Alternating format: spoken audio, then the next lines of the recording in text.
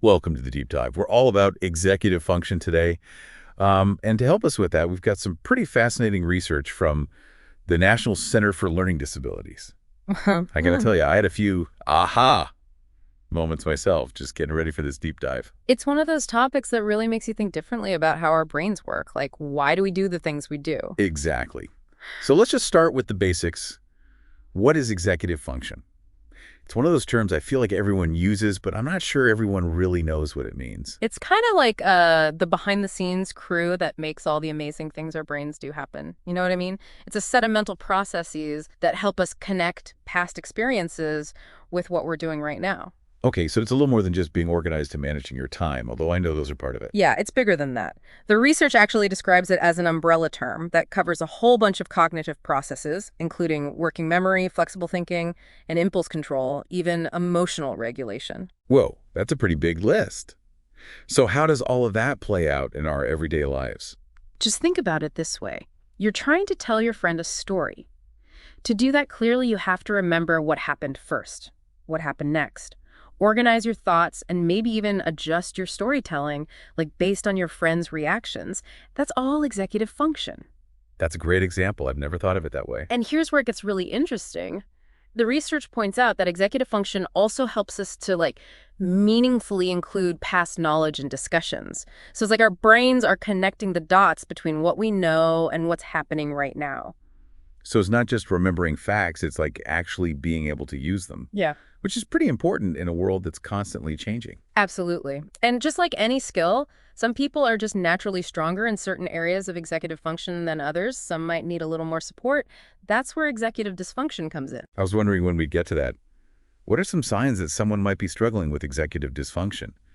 The research did mention that it can be pretty subtle, especially with kids.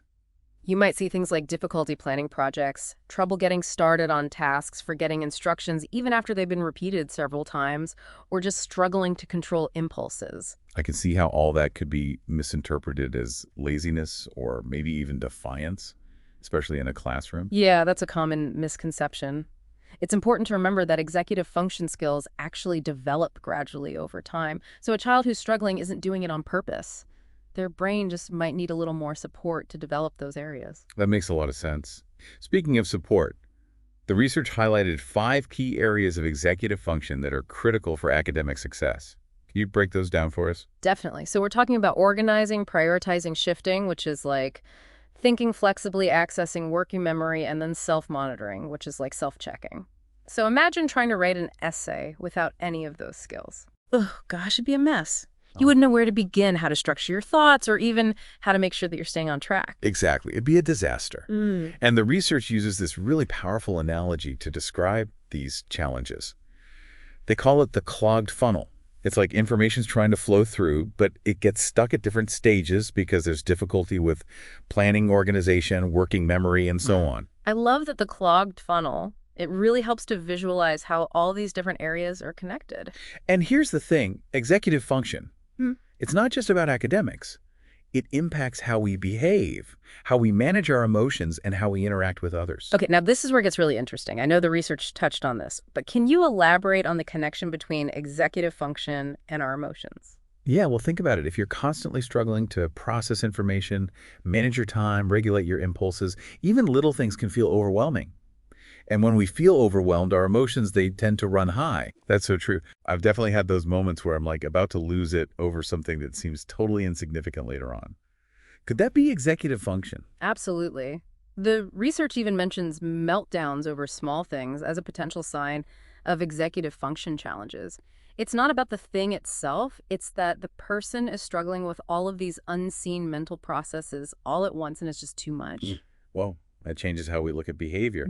So it's not necessarily about the person being difficult or overly sensitive, but it's more that they might need some support developing these underlying executive function skills. You got it. And this is where recognizing and addressing executive function is so important because it's not just about school, it's about our well-being and being able to just navigate life. I am learning so much already. It's like seeing the world in a whole new way. But before we go any further, I want to make sure we have time to really dive into those strategies for supporting executive function development, because I know that's something a lot of our listeners are really eager to hear about. You're right. That's an important part of this conversation. Let's dig into what we can do to help ourselves and others strengthen those essential skills. I'm ready. Yeah, Okay. let's do it. All right. So, where do we even begin with supporting executive function? Well, the good news is there are tons of practical strategies we can use both at home and in school. That's what I was hoping you'd say. I know a lot of our listeners are probably feeling a little overwhelmed right now. Like, okay, this all makes sense, but what do I actually do? Well, the first step is to just create an environment that's going to help foster those skills. Think about setting up clear rules using visual aids like checklists or schedules, breaking down tasks into smaller, more manageable chunks, and, offering lots of positive reinforcement along the way. That's interesting. It sounds like it's all about providing structure and support, almost like building a scaffold to help those executive function skills develop. That's a great way to put it. The research actually emphasizes the importance of routines and consistency. When things are predictable, it really helps ease anxiety, and it can make someone with executive dysfunction feel more in control. So instead of just expecting them to get organized or focus better, we need to create the conditions that actually allow those skills to develop. Yeah, exactly. It's like building a bridge. Yeah. You need those strong supports in place until the structure can stand on its own. And even then, some people might need those supports a little longer than others. There's no one-size-fits-all approach here. Okay, so we've got clear rules, visual aids routines, breaking down tasks. What about that positive reinforcement? What does that look like in practice? It's all about recognizing and celebrating effort, not just outcomes. So someone struggling with executive function might put in a ton of effort just to complete a really simple task, and acknowledging that can be incredibly motivating. So it's less about, did you get the right answer? And more about, hey, I see how hard you're working on this. I appreciate your effort.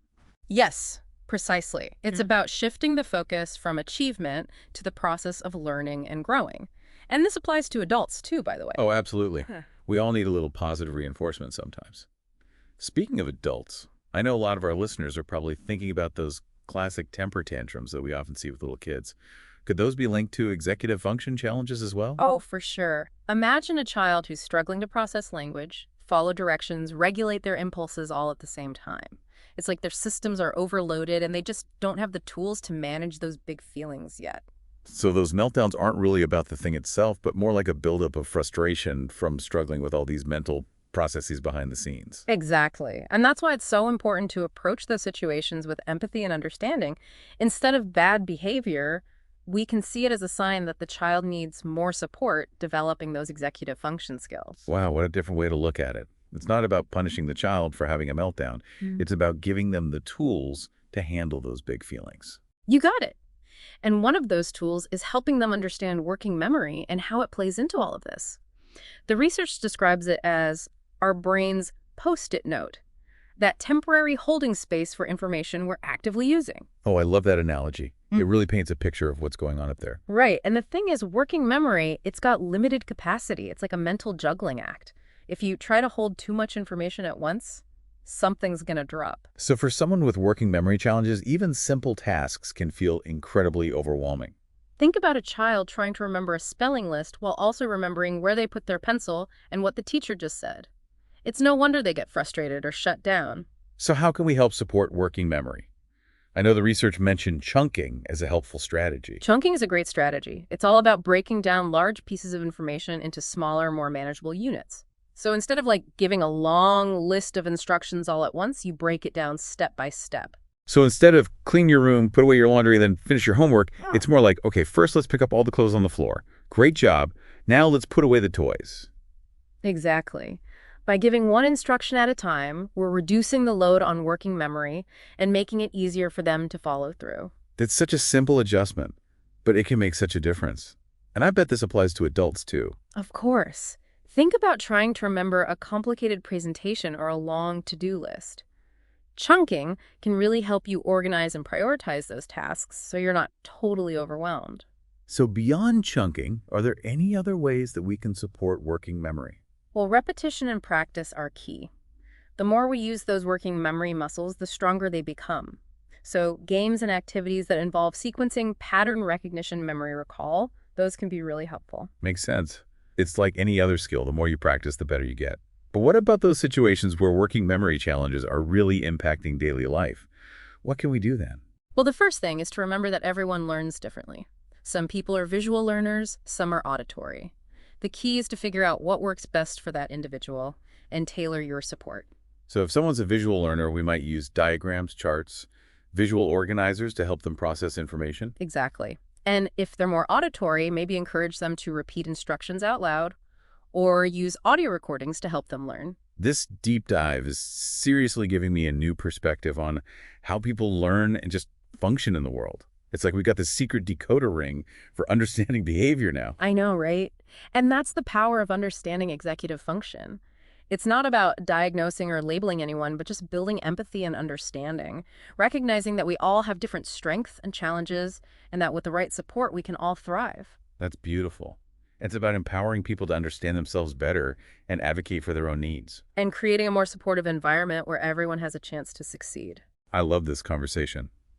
But before we wrap up, I'm really curious about the connection between executive function and emotions. The research mentioned emotional control as a key skill, and I think that's something a lot of people struggle with, adults included. What are your thoughts? Yeah, it's definitely a common challenge, and it ties back to those impulse control issues we talked about earlier. If you're constantly fighting the urge to interrupt or blurt things out, react impulsively, it can be really draining emotionally. It's like you're always in fight or flight mode. So it's not about just learning to control your emotions, it's understanding why they might be so heightened in the first place. Exactly. It's about recognizing that those emotional outbursts might be a symptom of a struggle with executive function, not a character flaw. Okay, this is blowing my mind. So even something like getting frustrated easily could be a sign of executive function challenges. I never would have thought of that. It's all connected, and the more we understand about those connections, the better we can support each other. I'm so glad we're having this conversation. It's been eye-opening, but I know we're running short on time. Before we move on, can you talk about the idea of recognizing strengths when it comes to supporting executive function? The research mentioned that as being crucial. That's such a great point. Just like with any learning challenge, you've got to understand the individual strengths and weaknesses. Some people are visual learners, others auditory. The key is to figure out what works best and use that to our advantage. So for visual learners, we might use diagrams, charts, visual organizers. You got it. And for auditory learners, encourage them to repeat instructions out loud or use audio recordings. It's about meeting them where they are. This deep dive is seriously like a new lens for looking at how people learn and function. It's like we have a secret decoder ring for behavior. And that's the power of this whole thing. It's not about diagnosing or labeling anyone. It's about building empathy and understanding. We all have different strengths and challenges, and with the right support, we can all thrive. That's such a beautiful way to put it. It's about empowering people to understand themselves better and advocate for what they need. Exactly. And it's about creating a more inclusive and supportive environment where everyone has the chance to be successful. This has been such a fascinating and insightful discussion. But before we wrap up, I'm curious to hear your take on the more positive side. We've talked about the challenges of executive dysfunction, but what about the benefits of strong executive function skills? Oh, the benefits are huge. Individuals with strong executive function skills are typically better at planning and organizing, managing their time, effectively achieving their goals. They're more flexible and adaptable to change, better at problem solving and decision making. So it's not just about avoiding the negative, it's about unlocking all these positive possibilities. Exactly. Strong executive function skills can lead to greater success in school, improved relationships, increased overall well-being. It's about reaching your full potential. That's inspiring. I'm really seeing how these skills are foundational for living a fulfilling and happy life. And the best part is these skills aren't set in stone. They can be developed and strengthened over time with the right support and strategies. That's such a hopeful message. So even if someone is struggling, they can still learn and grow and achieve their dreams. Absolutely. And don't forget, everyone learns at their own pace. It's not about comparing ourselves to others. It's about focusing on our own progress. I love this. It's been an incredible deep dive. I'm so grateful for your insights. It's been my pleasure. I hope this conversation has helped you appreciate the power of executive function and inspired you to learn more. It has, for sure. And for our listeners, stay with us as we wrap up this deep dive with some final thoughts and key takeaways. We've covered so much in this deep dive into executive function. It's amazing how much it impacts our lives, learning behavior, emotions, social skills. It's a lot. Yeah, it really is. It's like this super complex system in our brains that affects so much of what we do and who we are. So as we wrap up this deep dive, what would you say is the most important takeaway for our listeners? You know, for me, it really boils down to awareness. Just understanding what executive function is and how it works. It's huge. It gives us a whole new way of looking at ourselves and others, with more empathy and compassion. I love that because so often those struggles with executive function, they get mislabeled as laziness or defiance or just bad behavior, when really it's often a sign that someone just needs a little extra support to develop these skills. Exactly. It's not about judging or blaming. It's about understanding and helping each other to thrive. Hmm. And the good news is there are so many practical things we can do to support executive function. And the research really highlighted that these skills they develop over time, everyone learns at their own pace and in their own way. That's got to be reassuring for parents and educators who might be worried about a child's development. Absolutely. That's so important to remember. There's no one-size-fits-all approach here. What works for one person might not work for another. It's all about finding the right strategies for each individual and being flexible. The research did give us some great ideas to start with, though, like clear rules, visual aids, breaking down tasks, routines, positive reinforcement. We can start using those right away. At home, in the classroom, at work, anywhere, we need a little extra help. Exactly. And the key is to remember that even small changes can make a big difference. It's about celebrating those little wins and knowing that progress takes time.